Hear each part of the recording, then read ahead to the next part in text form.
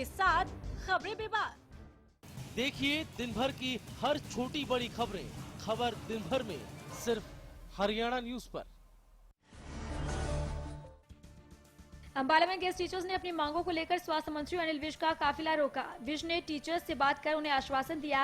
विज ने आश्वासन देते हुए कहा कि जल्द ही उनकी समस्याएं सीएम खट्टर के सामने रखेंगे। वहीं लाडवा में प्रदेश के राज्य मंत्री कर्णदेव कंबोज और स्थानीय विधायक पवन सैनी का घेराव करके अतिथि अध्यापकों ने बीजेपी सरकार के खिलाफ विरोध नारे लगाए। अतिथि अध्यापकों ने सरकार पर वादा खिलाफी करने का आरोप लगाते हुए रामकुंडी चौक पर जोरदार प्रदर्शन किया। लाडवा में प्रदेश के राज्य मंत्री कर्णदेव कंबोज और स्थानीय विधायक पवन सैनी का घेराव करके अतिथि अध्यापकों ने बीजेपी सरकार के खिलाफ विरोध प्रदर्शन किया। अतिथि अध्यापकों ने सरकार पर वादा खिलाफी करने का आरोप लगाते हुए रामकुंडी चौक पर जोरदार प्रदर्शन किया। अध्यापकों ने रोष प्रदर्शन करते हुए प्रदेश सरकार, मुख्यमंत्री, शिक्षा मंत्री, राज्य मंत्री और विधायक के खिलाफ मुर्दाबाद के नारे लगाते हुए मांगों को तुरंत प्रभाव से पूरा करने की मांग की। इनके साथ पिछली सरकार ने बहुत बड़ा धोखा किया है।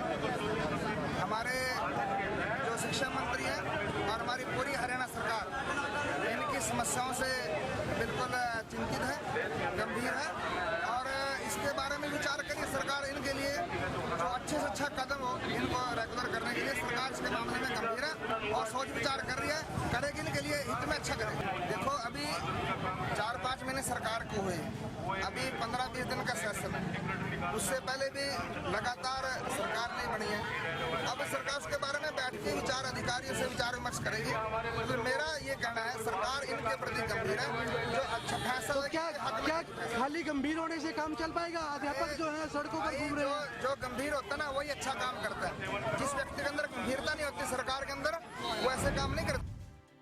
बेमौसम बरसात से किसानों की परेशानी बढ़ गई है। होडल में बारिश और ओलावृष्टि के कारण किसानों के खेतों में खड़ी गेहूं और सरसों की फसल को भारी नुकसान हुआ है। किसान सरकार से फसल के मुआवजे की मांग कर रहे हैं। 100% फसल नष्ट हो चुकी है, पूरा मुआवजा मिलना चाहिए। ये अभी नहीं पहुंचे हैं, आदेश हो चुके हैं सरकार के, अभी कोई गिरदावरी नहीं हुई है।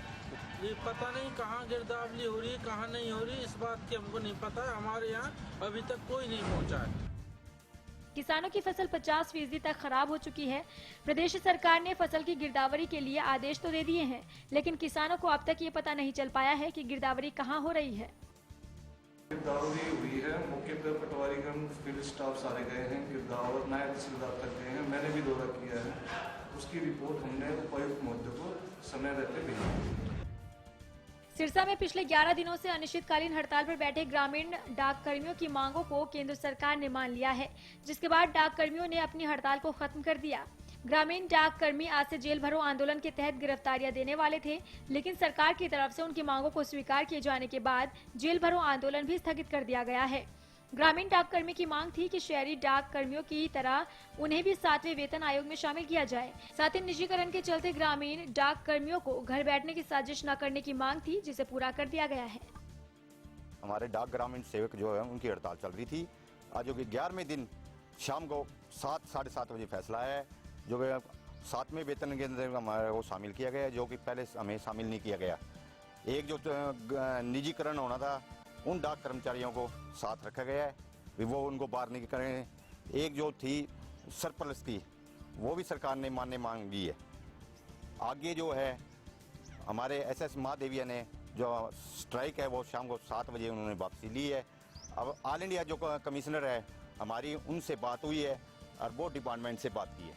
धन्यवाद। तारियां के लिए हमारे से ऊपर से आदेश आ गया, जो कि वो कहते हैं कि अब जो हमारा जो सरकार से फैसला हो चुका है, भी आगे कोई वो नहीं, आगे कोई हमारे पास कॉल आएगी जनरल सेक्रेटरी की या किसी की, फिर देखी जाएगी।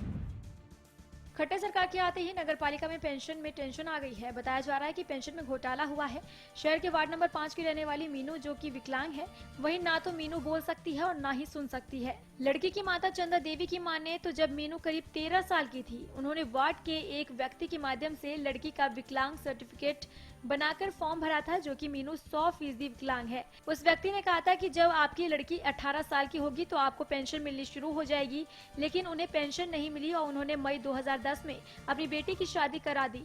आज उसके बच्चे भी हैं। अब पूरे मामले में परिजनों को इस बात की टेंशन है कि उनकी बच्ची का हक कौन ले रहा था, और उन्हें मालूम तक नहीं कि वह कर्मचारी को इस बात की टेंशन है कि जांच होगी तो पता नहीं ऐसे कितने केस सामने आ सकते हैं। ये जी आज से मतलब उम्र थी इसकी 13 साल की, जब लड़की की माँ ने वहाँ कागज भरे थे। वो आदमी गया गुजर, वो कहने लगा जी जब 18 साल की हो जाएगी बन जाएगी। उसके बाद लड़की हमें कहा 18 साल की उनके बाद हमें नहीं पता किसने बताई कैसे बताई। वो कहने मेरे को नहीं पता, मेरे से ये फाइल और आदमी ले जाते वो बनते हैं, वो के हमें पेंशन दिया। इसके जी 100% हैंडीकैप है, ना सुनता है ना बोलता। पानीपत के गांधी मंडी के पास सीवर लाइन टूटने से फ्लाईओवर पर भी इसका असर पड़ने लगा है। फ्लाईओवर पर 200 फीट तक दरारें पड़ गई हैं। सड़क और दीवार में दरार आने के बाद L&T ने सीवर लाइन ठीक करवाने का काम बीच में रुकवाकर फ्लाईओवर को दुरुस्त करने में लगी हुई है। ट्रैफिक पुलिस ने रास्ते को डाइवर्ट कर दिया, जिससे आने जाने वालों को भी दिक्कतों का सामना करना पड़ रहा है।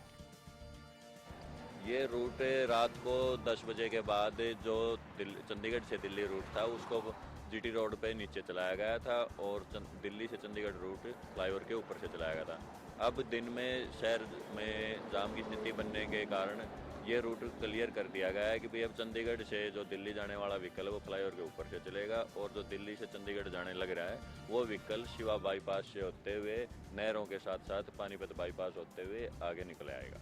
फ्लाईओवर के नीचे काम चल रहा है और काम आज संभावना ये बता रहे हैं कि आज दोपहर तक नीचे का काम लगभग कंप्लीट सा कर लेंगे और उसके बाद एक लाइन ऊपर चलाने की बोल रहे हैं।